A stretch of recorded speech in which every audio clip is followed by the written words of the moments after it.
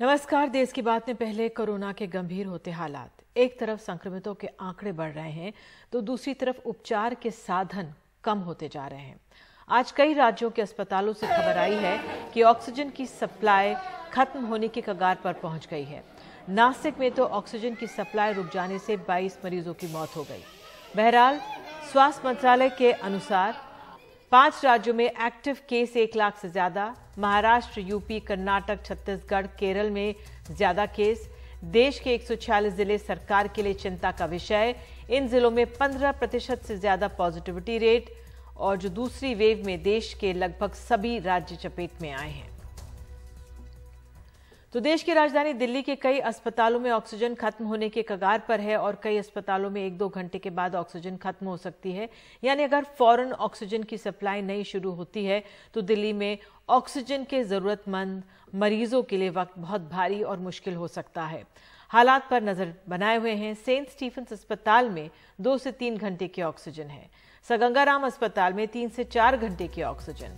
Apollo अस्पताल में 8 से 10 घंटे की ऑक्सीजन। अपोलो में 350 से ज्यादा मरीज हैं ऑक्सीजन सपोर्ट पर। होली फैमिली अस्पताल में भी ऑक्सीजन की कमी है। होली फैमिली अस्पताल के मुताबिक कल दिन तक की ही ऑक्सीजन बची है। तो जो ये ऑक्सीजन इमरजेंसी है दिल्ली में, इसके लिए कौन जिम्मेदार है? एनडीटीवी से उत्तर प्रदेश सरकार के सूत्रों के हवाले से खबर यह है कि मेडिकल ऑक्सीजन आवंटन का जिम्मा केंद्र का है। दिल्ली सरकार जो आरोप लगा रही है वो निराधार है। यूपी सरकार का आइनॉक्स प्लांट से सप्लाई पर कोई अधिकार नहीं है। यूपी के भी कई अस्पतालों में ऑक्सीजन सप्लाई की दिक्कत है।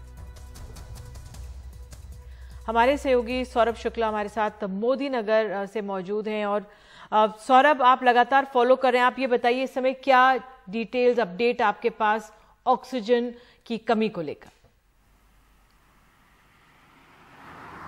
देखिए, बिल्कुल निधि, दिल्ली के बहुत सारे बड़े अस्पताल हैं जहां पर ऑक्सीजन खत्म होने की कगार पर हैं। हम सब जानते हैं दिल्ली के 3 अस्पताल हैं जहां पर सब चाहते हैं कि उनके मरीजों का दाखिला हो जाए। वो पहला है गंगाराम हॉस्पिटल जहां पर सिर्फ अब 5 घंटे का ऑक्सीजन बचा है। उसके बाद है अपोलो हॉस्पिटल जहां पर उन्होंने प्रेस रिलीज देकर कहा है कि उनके पास 8 से 10 घंटे का ऑक्सीजन बचा है। और अब मैक्स ने भी जो अपना स्टेटमेंट जारी किया है। मैक्स शालीमार बाग में है जो निधि, वहाँ पर सिर्फ 2 घंटे का ऑक्सीजन बचा है। और मैक्स पटपटगंज में बताएं तो सिर्फ 3 से 4 घंटे का ऑक्सीजन बचा है। यानी ये क्राइसिस काफ़ी बढ़ती हुई नज़र आ रही है। इसके अलावा आपको बता दें कि मणिपाल हॉस्पिटल जो कि दिल्ली का हॉस्पिटल है जहां पर 100 से ज़्यादा कोरोना के मरीज इस समय एडमिट हैं, उन्होंने भी मदद की गुहार लगाई है। उनके पब्लिक रिलेशन ऑफिसर का भी मैसेज आया है मेरे पास निधि। वो बोल रहे हैं कि उनको सप्लाई फरीदाबाद से होती थी लेकिन वहाँ पर सप्लायर ने मना कर दिया है। वो कह रहे हैं कि तमाम जितने ऑक्सीजन प्लांट हैं हरियाणा के, वहाँ पर हरियाणा सरकार ने अपने अधिकारी बैठा दिए हैं और उनके आज्ञा पर ही सप्लाई की जा रही है। और कहा गया है कि दिल्ली के किसी भी अस्पताल को अभी सप्लाई ना की जाए तो फिलहाल अब सप्लाई की दिक्कत को लेकर के बहुत बड़ी समस्या खड़ी हो गई। और हम जैसे कि निधि सुबह से यहाँ पर मौजूद हैं, ये आइनॉक्स एयर प्रोडक्ट्स, यहाँ से ही उत्तर प्रदेश और दिल्ली के सबसे ज़्यादा अस्पतालों को ऑक्सीजन सप्लाई होती है। लेकिन अब समस्या यहाँ तक हो गई कि ये दिल्ली की बात बता रहे थे लेकिन निधि यूपी के भी तमाम हॉस्पिटल्स में अब ऑक्सीजन की प्रॉब्लम होने लग गई है। नोएडा में एक हॉस्पिटल है शारदा हॉस्पिटल, वहाँ पर लगभग 150 मरीज है कोरोना के जो कि ऑक्सीजन सपोर्ट पे हैं। वहाँ पर भी ऑक्सीजन 2 घंटे का सिर्फ बचा हुआ है। इसके अलावा दूसरे कई और हॉस्पिटल हैं नोएडा में जहाँ पर ऑक्सीजन खत्म होने की कगार पर है।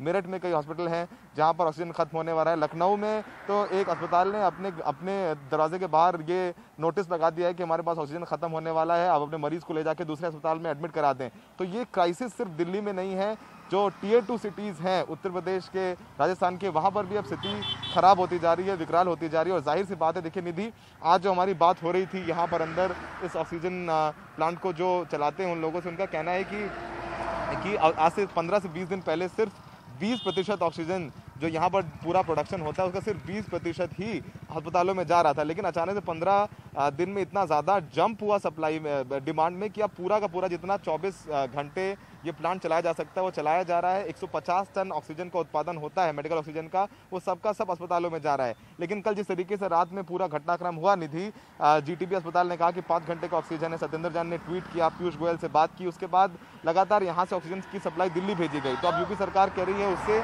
यहाँ पर उत्तर प्रदेश के तमाम शहरों में अस्पतालों में ऑक्सीजन की प्रॉब्लम हो गई है।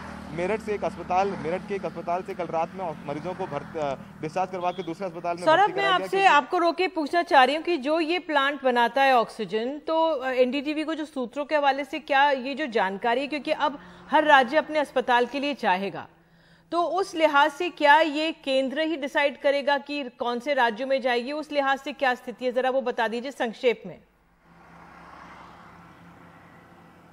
जी बिल्कुल निधि, इस समय जितने भी ऑक्सीजन प्रोडक्शन प्लांट्स हैं इंक्लूडिंग आइनॉक्स, इन सब का जो नियंत्रण है अब केंद्र सरकार के हाथ में है। केंद्र सरकार की आवंटित कर रहा है कि किसको कितना और कब ऑक्सीजन जाएगा।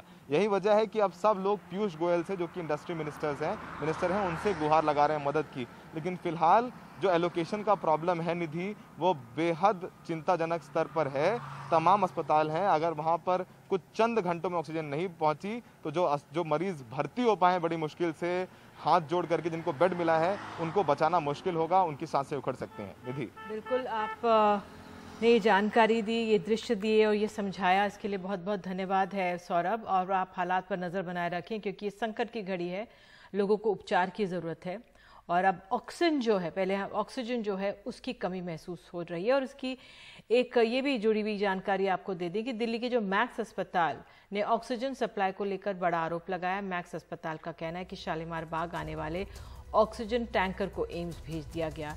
इसके चलते मैक्स अस्पताल के ऑक्सीजन टैंक खाली हुए। दिल्ली के स्वास्थ्य मंत्री सत्येंद्र जैन को शिकायत भेजी। शिकायत की कॉपी केंद्र स्वास्थ्य मंत्री को भी भेजी गई। दूसरे अस्पतालों से ऑक्सीजन सिलेंडर मांगकर बचा रहे मरीज। 250 मरीजों में ज्यादातर ऑक्सीजन सपोर्ट पर हैं। खतरा बढ़ा हुआ है। मैक्स में रोजाना 25 मैट्रिक टन ऑक्सीजन की जरूरत होती है। और हमारे सहयोगी शरद शर्मा हमारे साथ मौजूद हैं। सौरभ, ये जो ऑक्सीजन का संकट है शरद, ये बिल्कुल लगातार बढ़ता जा रहा है, क्या और डिटेल्स मिल रही हैं आपको?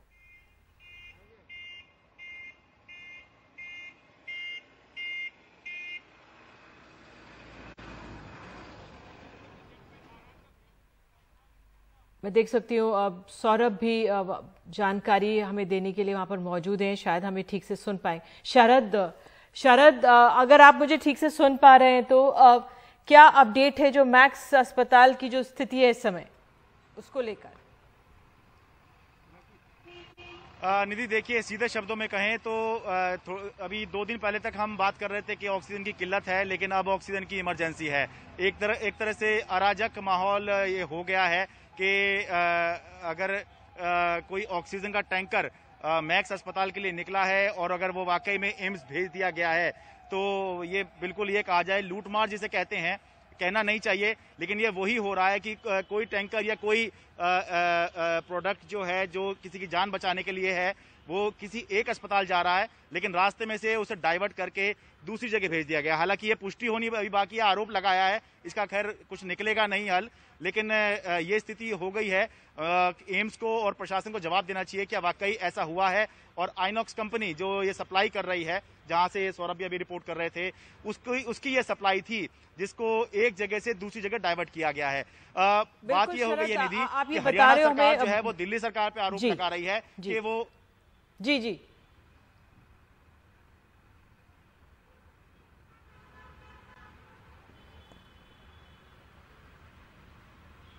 शरद, मैं आपसे यही पूछना चाह रही थी क्योंकि दिल्ली सरकार पर हरियाणा के जो हेल्थ मिनिस्टर हैं अनिल विज आरोप लगा रहे हैं।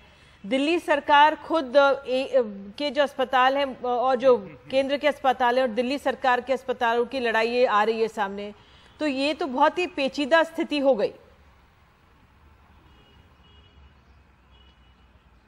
बिल्कुल, यही इसी बात का जिक्र हो रहा था कि क्योंकि इस चीज की किल्लत है, ऑक्सीजन की किल्लत है, तो ये तीनों राज्य जो हैं अपने यहाँ के लोगों के लिए जाहिर सी बात है संघर्ष कर रहे हैं। और संघर्ष इस तरह का हो रहा है कि एक राज्य आपस में आरोप लगा रहे हैं, जैसे कि आम आदमी पार्टी या दिल्ली सरकार की तरफ से ये बात निकल के आ रही थी कि यूपी जो है हमारे जो ऑक्सीजन के टैंकर हैं वो दिल्ली नहीं पहुंचने दे रहा। हरियाणा दिल्ली पे आरोप लगा रहा है कि हमारे जो ऑक्सीजन के टैंकर हैं वो उन्होंने वहां पर रोक लिए और अपने अस्पतालों में शिफ्ट कर लिए। दिल्ली के जो अस्पताल हैं वो ये भी आरोप लगा रहे हैं कि एम्स में जो हमारा ऑक्सीजन का टैंकर आना था, जो हमारे यहाँ आना था, जो तय था, वो एम्स में जो देश का सबसे बड़ा अस्पताल है वहां चला गया। तो एक अराजकता की स्थिति बनी हुई है, इमरजेंसी की स्थिति बनी हुई है और ये तब तक बनी रहेगी जब तक कि ये जो शॉर्टेज हो गई है जब तक कि ये दूर नहीं होगी तब तक हमें ये बातें सुनने को मिलेंगी। या तो मरीजों की संख्या कम हो जाए, संख्या इस तरह से कम हो जाए कि लोग ठीक हो जाएं, जो नए मरीज आ रहे हैं वो आने कम हो जाएं, डिमांड कम हो जाए, या फिर सप्लाई जो है ज्यादा हो जाए। जब तक इन दोनों में से कोई एक चीज नहीं होगी तब तक हम इस तरह की इमरजेंसी, इस तरह की अराजकता या इस तरह की जो लूटमार के आरोप हैं, हम तीनों सरकारों से अभी खुल के बहुत ज्यादा नहीं आए हैं। दिल्ली सरकार ने खुल के नहीं कहा है, लेकिन अगर ये होगा तो खुल के ही सब एक दूसरे पर आरोप लगाएंगे कि ये हमारे लोगों की जो जिंदगी है दूसरा राज्य छीनने की कोशिश कर रहा है, क्योंकि ऑक्सीजन का सीधा मतलब इस समय जिंदगी है। जी बिल्कुल शरद, आपने ये बात बताई और वाकई में इस समय संकट यही है। और केंद्र के तहत अगर ये मसला है कि ऑक्सीजन की सप्लाई या जो ऑक्सीजन का प्रोडक्शन बढ़ाना है तो उसको त्वरित इस पर कार्रवाई करनी चाहिए और इसी में ही विलंब देखा जा रहा है। तो आपको बता दें, इस बीच पूर्वी दिल्ली के सांसद गौतम गंभीर कोरोना के मरीजों के लिए फेबीफ्लू दवा बांट रहे हैं। लोगों को फ्री में दवा दी जा रही है ऐसा कहा जा रहा है और दवा लेने वालों की भीड़ लग गई। शायद उन्होंने ट्वीट किया है और कहा है कि आकर लें। कोरोना के मरीजों के लिए फेबीफ्लू दवा की काफी मारामारी है और ये दवा मार्केट में आसानी से उपलब्ध नहीं है।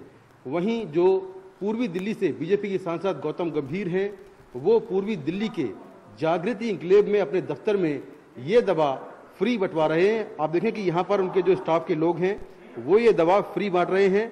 हम बात करते हैं और पूछते हैं कि आखिर क्या इसका प्रोसेस होता है। अच्छा, आप बताइए सर कि ये दवा जो है फेबीफ्लू आप लोग कहाँ से मंगा रहे हैं, कैसे बांट रहे हैं, क्या प्रोसेस है इसका? माननीय सांसद जी ने अपने पैसे से खुद मंगवाई है ये, और हम लोग आधार कार्ड ले रहे हैं, प्रिस्क्रिप्शन डॉक्टर की ले रहे हैं, जो डॉक्टर ने लिखा हुआ है उनको ही ये दवाई दी जा रही है। अच्छा, तो ये दवा जो है पूर्वी दिल्ली लोकसभा क्षेत्र के लोगों को दी जा रही है या बाकी लोगों को भी दी जा रही है? बाकी लोगों को नहीं दी जा रही, सिर्फ पूर्वी दिल्ली लोकसभा के जो हैं यहाँ पे रहने वाले उन्हीं को दी जा रही है फेबीफ्लू। ये सामने टैबलेट रखे हुए हैं और ये टैबलेट जो है लोगों को दिए जा रहे हैं क्योंकि ये टैबलेट बाजार में आसानी से उपलब्ध नहीं है। लेकिन जो पूर्वी दिल्ली के सांसद हैं उन्होंने ये दवा मंगाई है अपने दफ्तर में और यहाँ पर जो पूर्वी दिल्ली लोकसभा क्षेत्र के लोग हैं उनको ये दवा दी जा रही है। आप देखें कि उनके दफ्तर के बाहर किस कदर लोगों की भीड़ यहाँ पर लगी हुई है। मैं आपको दिखाता हूँ। दवा लेने अभी आई हैं? हाँ भैया, हम 4 बजे आए हैं। 4 बजे से आप खड़े हैं यहाँ पर? हाँ जी। अच्छा, तो दवा क्या मार्केट में अवेलेबल है नहीं अभी क्या? अच्छा, और यहाँ फ्री मिल रही है यहाँ पे? हाँ, इन्होंने किसी ने बताया। अच्छा, तो हम आए तो इन्होंने कहा हाँ अवेलेबिलिटी है। कितनी टैबलेट चाहिए आपको? हमें तो पूरा पत्ता ही चाहिए अभी तो। उसी में लिखा हुआ है प्रिस्क्रिप्शन में, वो उनको दे दिया है। आप कहाँ से आए भैया? ईस्ट दिल्ली पटपड़गंज से। तो आपके यहाँ किसको प्रॉब्लम है, कौन बीमार है? मैं हूँ, मेरी वाइफ है। अच्छा, ओके ओके ओके। तो दवा आपको मिली अभी नहीं मिली है? अभी मिलने वाली है। तो आप देखिए कि किस तरह से यहाँ पर लोग इकट्ठा हुए हैं और ये दवा अभी भी बांटी जा रही है। रोजाना 10 से 5, सुबह 10 बजे से 5 बजे तक ये दवा मिलेगी और पूर्वी दिल्ली लोकसभा क्षेत्र के लोग यहाँ पर आकर दवा ले सकते हैं। नई दिल्ली से कैमरामैन अश्विनी मेहरा के साथ मैं मुकेश सिंह, एनडीटीवी इंडिया। तो गौतम गंभीर ने गंभीर सवाल खड़ा कर दिया। बीजेपी के सांसद हैं और उनके पास वो दवाई मिल रही है जो दिल्ली की और तमाम दिल्ली के आसपास गुड़गांव, नोएडा की दवाई की दुकानों से ये दवा गायब है। बहरहाल आगे बढ़ते हैं। महाराष्ट्र के नासिक में एक बड़ा हादसा सामने आया है। यहाँ के डॉक्टर जाकिर हुसैन अस्पताल में ऑक्सीजन के टैंकर भरे जा रहे थे। इनमें एक टैंकर लीक हो गया। इसे दुरुस्त करने के लिए अस्पताल में ऑक्सीजन की सप्लाई आधे घंटे के लिए रोक दी गई। इसका सीधा असर अस्पताल में भर्ती मरीजों पर पड़ा और देखते देखते 22 मरीजों की मौत हो गई। जिसकी मौत हुई है उनमें 11 महिलाएं, 11 पुरुष मरीज शामिल हैं। अस्पताल में हालात बेहद दर्दनाक थे। राहत की बात यह थी कि अस्पताल में ऑक्सीजन की सप्लाई एक बार फिर से शुरू कर दी गई है। मुख्यमंत्री उद्धव ठाकरे ने नासिक हादसे में जिन लोगों की मौत हुई है उनके आश्रितों को 5-5 लाख के मुआवजे का ऐलान किया और पूरी घटना की उच्च स्तरीय जांच के आदेश भी दिए हैं। इससे पहले नेता प्रतिपक्ष देवेंद्र फडणवीस ने भी घटना की पूरी जांच की मांग की है। इस पूरे मामले पर प्रधानमंत्री की तरफ से भी प्रतिक्रिया आई थी। मुझे लगता है कि वहाँ के कमिश्नर से मेरी बात हुई और अभी स्थिति ठीक है। वहाँ के जो लोकल गार्डियन मिनिस्टर है डॉक्टर भुजबल वहाँ पर गए हैं और मैं और एफडीए मिनिस्टर भी। 22 का आंकड़ा बता रहे हैं, क्या वो सही है? हाँ बिल्कुल, 22 का आंकड़ा है। 11 पुरुष है, 11 स्त्री है।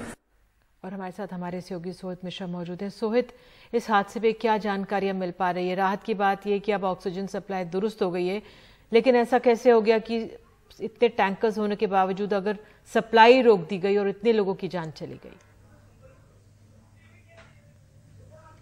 जी बिल्कुल, इसकी अब जांच के भी आदेश दे दिए गए हैं और जब एक बार जांच हो जाएगा तब पता चल पाएगा कि आखिर वजह क्या रही, क्योंकि 30 मिनट तक कहीं ना कहीं ऑक्सीजन बाधित थी, जिसका असर ये हुआ कि 22 लोगों ने अब अपनी जान गंवा दी इस पूरे हादसे में। और आपको ये भी बता दूं कि 5 लोग ऐसे थे जिन्हें शिफ्ट किया गया। अब उसमें से 4 जो हैं वो प्राइवेट अस्पताल में और एक सरकारी अस्पताल में उनका इलाज चल रहा है। हालांकि सुबह की तुलना में अभी की अगर बात करें तो हालात स्थिर हैं और वहां पर पुलिस की सुरक्षा भी बढ़ा दी गई है। जो एक जानकारी अभी मिली है कि जब इस पूरे ऑक्सीजन को भरने का और जब ये लीक होने का काम चल रहा था, जब ये लीक हुआ उस समय जब वहां पर जो अधिकारी और साथ ही साथ जो कर्मचारी होने चाहिए थे जो जिसे कंट्रोल कर सकते थे, उनके वहां पर मौजूद नहीं होने की बात सामने आ रही है। और फायर ब्रिगेड को वहां पर पहुंचने में करीबन 30 मिनट का समय लगा, जिसके बाद इस पर काबू पाया गया। तो आखिर कौन थे वो कर्मचारी और कौन थे वो अधिकारी जिनको वहां पर होना चाहिए था, वो वहां पर क्यों नहीं थे, ये एक सवाल अब उठ रहा है। और इसके बाद अब जब जांच के आदेश दिए गए हैं, मुख्यमंत्री ने भी एक हाई लेवल कमेटी बनाकर जांच करने के आदेश दिए हैं, एक उच्च स्तरीय कमेटी की जांच के आदेश दे दिए गए हैं। तो इसमें क्या कुछ सामने निकलता है ये देखना अहम होगा। और ये केवल एक जगह का हादसा नहीं है। आपको याद होगा कि कल किस तरह से हमने बताया था कि अहमदनगर में केवल 3 से 4 घंटों के ऑक्सीजन की सप्लाई बची हुई थी। वहां पर भी किस तरह से अफरा तफरी मची थी, लोग कलेक्टर दफ्तर के बाहर जाकर प्रदर्शन कर रहे थे। आज भी यहाँ पर जब यहाँ से लोगों को दूसरी जगह ले जाने की कोशिश की गई, कहीं पर भी जगह बेड कुछ अवेलेबल नहीं था। तो ऐसे कई सारे सवाल हैं। एक बार जब इसकी जांच की जाएगी तब शायद इसके ऊपर आगे और खुलासा हो पाएगा कि आखिर क्या वजह थी जिसकी वजह से 22 लोगों को अपने जान से हाथ धोना पड़ा। बहुत बहुत शुक्रिया सोहित इस जानकारी के लिए। नजर बनाए रखें, वक्त एक छोटे से ब्रेक का दे। इसके बाद में आगे राजस्थान में ऑक्सीजन की कमी से जुड़ी खबर।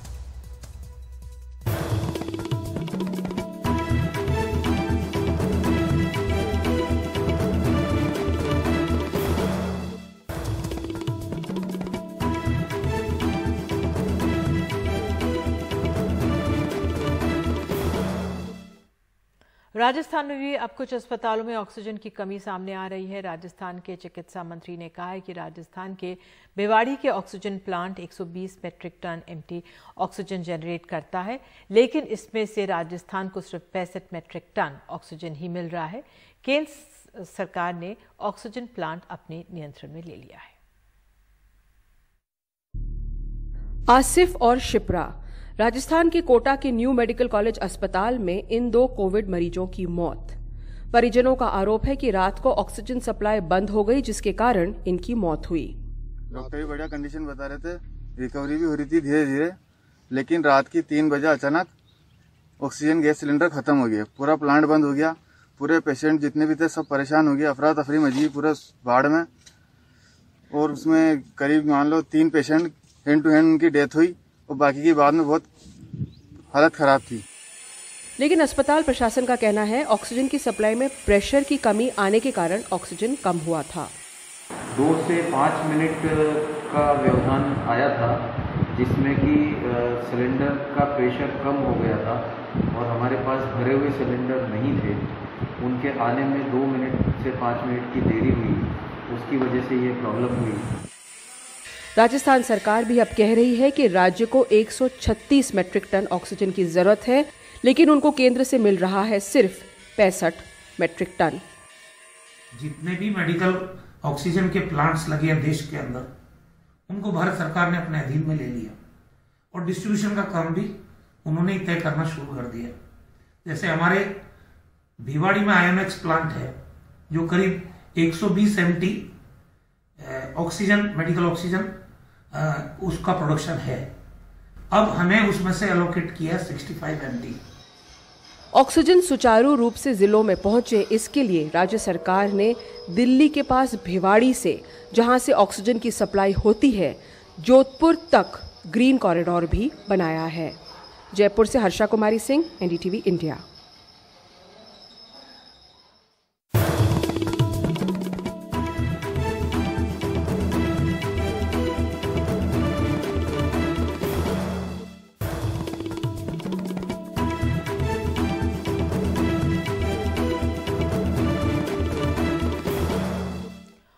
और इस समय बड़ी राहत की खबर दिल्ली के लिए आ रही है। आप सूत्रों ने एनडीटीवी से कहा है कि दिल्ली में ऑक्सीजन सप्लाई का कोटा बढ़ा है। केंद्र सरकार ने बढ़ाया है ऑक्सीजन का कोटा। 375 MT मेट्रिक टन से बढ़ाकर 500 मेट्रिक टन किया गया है कोटा बढ़ाए जाने की जानकारी दिल्ली सरकार को दी है और उड़ीसा से दिल्ली आएगी अतिरिक्त ऑक्सीजन। हमारे वरिष्ठ सहयोगी श्रीनिवासन जैन हमारे साथ मौजूद हैं, वही ये जानकारी दे रहे हैं। Srinivas, I want to ask, मैं जानना चाह रही थी ये जो इतनी राहत की खबर कैसे आई है, क्या डिटेल्स और मिल रही हैं आपको? देखिए, ये खबर साफ साफ जाहिर है कि जिस तरह से हम देख रहे हैं कि प्रेशर बनता जा रहा है कि दिल्ली के ऊपर कि इतनी ऑक्सीजन की कमी हो रही है, हर घंटे एक नया अस्पताल का खबर आ रहा है कि वहाँ ऑक्सीजन खत्म हो गया है, तो जाहिर सी बात है कि दिल्ली सरकार बार बार केंद्र से कह रही है कि उसका कोटा बढ़ा दिया जाए। तो इसके तहत लगता है कि केंद्र सरकार की तरफ से कुछ राहत मिली है दिल्ली को, और जो इस वक्त जो 378 MT या मेट्रिक टन ऑफ ऑक्सीजन जो मिल रहा है उसको 500 मेट्रिक टन को बढ़ाने की डिसीजन ली गई है। दिल्ली सरकार का कहना यह है कि ये भी काफी नहीं है, उनको जरूरत है 600 मेट्रिक टन की, लेकिन तब भी 500 मेट्रिक टन भी उसको वो वेलकम करते हैं। लेकिन दो उनके हिसाब से चिंताजनक बात है। एक तो वो कह रहे हैं कि ये जो कोटा आ रहा है ये ओडिशा से ज्यादातर आ रहा है, वहां की कुछ इंडस्ट्रियल प्लांट से आ रहा है, तो वो कब तक दिल्ली पहुंचेगा इस पर एक प्रश्न चिन्ह है। दूसरी बात वो कह रहे हैं कि इस वक्त का भी जो कोटा जो सेंटर ने अलॉट किया है 378 MT का, वो भी पूरा नहीं हो पा रहा है, इसीलिए दिल्ली में इतनी ऑक्सीजन की किल्लत हो रही है। तो किस तरह से 500 मेट्रिक टन की कोटा, इस पर भी सवाल है। लेकिन फिलहाल ये खबर दिल्ली वासियों को और दिल्ली की सरकार को काफी राहत देने वाली है कि ऑक्सीजन का कोटा बढ़ा दिया गया है। वाकई में बहुत बहुत धन्यवाद वासु इस राहत भरी खबर के लिए कि जो दिल्ली में ऑक्सीजन सप्लाई का कोटा जो है केंद्र सरकार ने बढ़ा दिया है। उड़ीसा से ये अतिरिक्त सप्लाई आएगी। अब जिस तरह से वासु ये सवाल यही खड़ा कर रहे हैं कि कब तक आएगी, इस पर अब नजर बनी रहेगी। तो फिलहाल एक छोटा सा हम लोग ब्रेक ले रहे हैं, ब्रेक के बाद तुरंत लौटेंगे। बने रहिए देश की बात के साथ।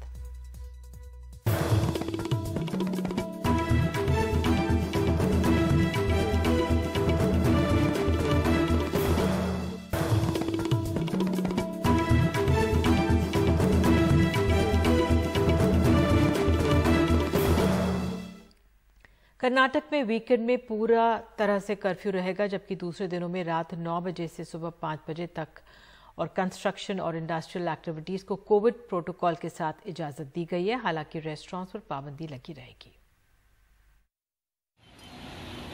तमाम संभावनाएं कर्नाटक में लॉकडाउन की थी, लेकिन पहले मुख्यमंत्री BS येडियुरप्पा और बाद में प्रधानमंत्री नरेंद्र मोदी के निर्देश को देखते हुए लॉकडाउन तो टल गया।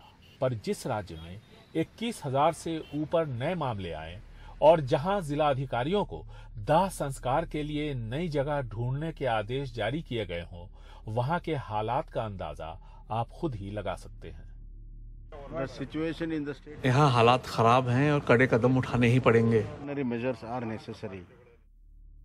जो कदम सरकार ने उठाए हैं वो 4 मई तक लागू रहेंगे। शनिवार और रविवार को पूरे राज्य में कर्फ्यू होगा, जबकि बाकी दिनों में 9 बजे रात से सुबह 5 बजे तक। हालांकि जरूरी सेवाओं, उद्योग और निर्माण को कर्फ्यू के दायरे से दूर रखा गया है। रेस्टोरेंट्स बंद रहेंगे, सिर्फ टेक होम की इजाजत होगी। साथ साथ सभी धार्मिक जगहों को भी बंद कर दिया गया है। संक्रमण रोकने के लिए सरकार ने फिर कुछ नए कायदे कानून बनाए हैं। इन पर सख्ती से अमल होगा या नहीं, ये बात की बात है, लेकिन हमें और आपको अपने और अपने समाज की फिक्र करनी चाहिए, क्योंकि अस्पतालों में बेड नहीं है, ऑक्सीजन नहीं है और फिर चिता को अग्नि देने वाला भी कोई नहीं है। जो लोग बीमार हैं वो ऑक्सीजन के लिए तड़प रहे हैं और जो इस दुनिया से चले गए उनका अंतिम संस्कार रीति रिवाजों के मुताबिक नहीं हो पा रहा है। ऐसे में कायदे कानून का पालन करना हमें खुद ही शुरू करना चाहिए। सरकार की किसी एजेंसी का इंतज़ार करने की ज़रूरत नहीं है और न ही ये इसका सही वक्त है। बेंगलुरु से कैमरामैन गोविंद मूर्ति के साथ निहाल खदवई, NDTV इंडिया। वैक्सीन टीकाकरण से जुड़ी हुई जानकारी जिस तरह से 18 साल से ऊपर के अब सभी को दी जाएगी, तो देश में 60 साल से ऊपर के 10 करोड़ आबादी है, जिनमें से करीब 5 करोड़ लोगों को पहली डोज दी गई है। बाहर के वैक्सीन निर्माताओं से बातचीत चल रही है।